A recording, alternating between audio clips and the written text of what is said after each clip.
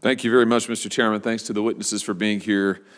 Mr. Schiller, I want to start with you and talk a little bit about permitting reform for mining critical minerals. But before I get to that, I just want to say thank you to you and to the rail workers that you represent for their work in transporting much of this nation's critical energy supply. And I just want to reiterate that I think that the deal, so-called, that the rail workers were forced to accept at the hand of this Congress last year, where they were not given one additional sick day, one that they were requesting, is frankly outrageous. That's why I voted against it.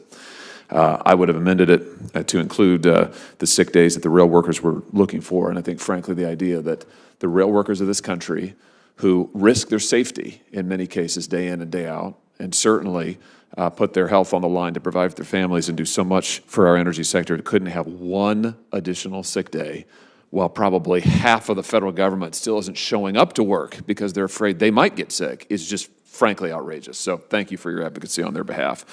Let me ask you about mining and critical minerals here in the United States.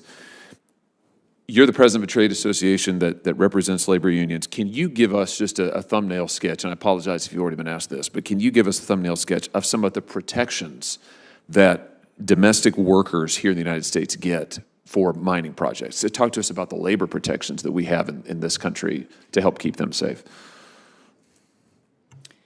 Well, as you know, the mining industry is one of the most union-dense industries. We have safety protections because of the fact that it is highly unionized, and we've been able to negotiate over time very strong protections in their union contracts.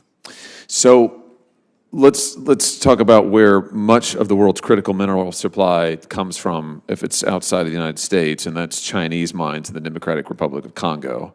And I bet you're aware of the labor conditions there in the Democratic Republic of Congo. For instance, it's been recently reported that about 40,000 children are working in the mines in the Southern Democratic Republic of Congo. A recent NPR article called those labor conditions modern-day slavery. Would you agree with me that our labor protections in this country are a heck of a lot better? They may not be perfect, but they're a heck of a lot better than labor protections in the Democratic Republic of Congo, if they exist at all. Yes, and that's why we need a more robust domestic supply chain. You have made my point for me. That is, I couldn't agree with you more.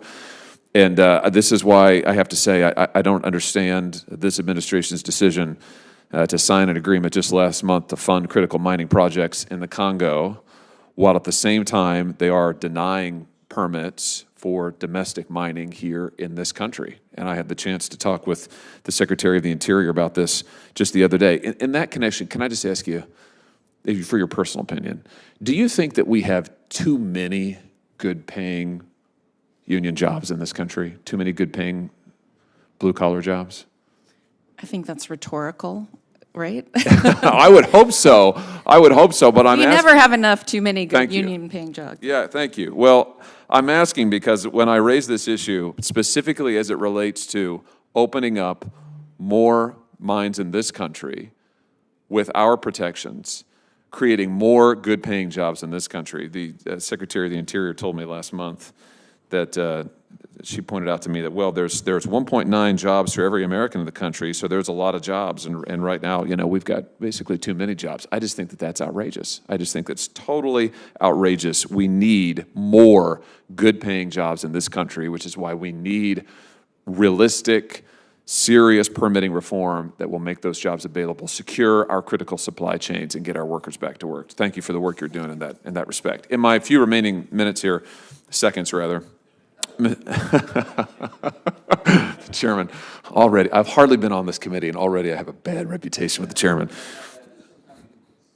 Yes, all right. I'm going to try to stay within my bounds. Mr. Graham, let me just ask you about the Grain Belt Express. Are you familiar with this transmission project called the Grain Belt Express? Yeah.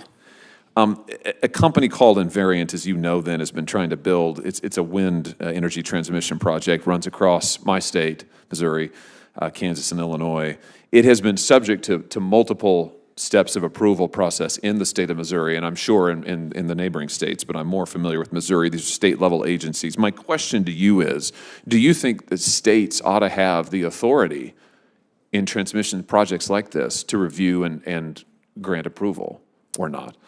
So now, I'm not going to get you in trouble by answering your question, right, Mr. Chairman? So absolutely, the states have a role and have to have a role. But that role has to be guided with the same kind of deliberate national interest that we've been talking about. When Congress passed EPAC 2005 and said that there were transmission interests that were in the national interest, it recognized that we are one nation, that electricity moves very quickly, covers far distances, and we have to be able to bring that larger vision so that we actually protect ourselves as a nation and as a community. So I think it is not a yes or no. It is not an either or. The current system is not working to protect the state of Missouri or the state of Texas or the state of Vermont because we're balkanized. The answer is not federalization. We've proposed a number of specific reforms that we think can find the right way to balance those two things so that we actually have an electric grid that does protect our population, keeps the lights on, keeps businesses humming, and provides clean power. I would agree with you that the answer is not federalization. And I will just say that I think it's vital that we allow state agencies that are responsive to farmers and ranchers in the state to be able to review and have a say in this process and not just be ramrodded by and railroaded, if you like, by some. I bet we could come up with a set of criteria that would make us all feel pretty good. I hope so. Thank you, Mr. Chairman. Thank you, Senator. Senator Hickenlooper. Thank you, Mr. Chair, and thank you all for being here and for all your efforts, service. Mr. Grumet,